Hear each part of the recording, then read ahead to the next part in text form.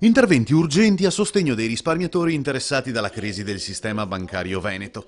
Si chiama così la proposta di legge avanzata dal Partito Democratico in Consiglio regionale.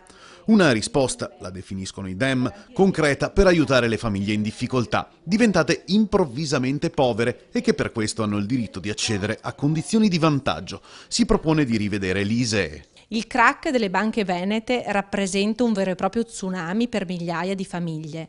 La Regione deve intervenire immediatamente per affrontare l'emergenza sociale aiutando chi è stato danneggiato e raggirato.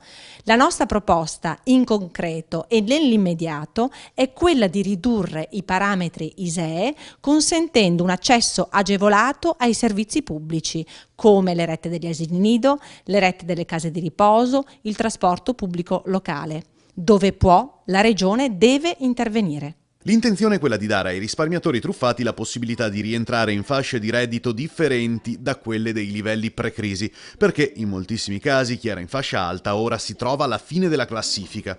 All'articolo 3 della proposta di legge si prevede anche la possibilità di riaprire i termini dei bandi per consentire ai soggetti che se ne sono avvalsi di poter concretamente accedere alle prestazioni sociali.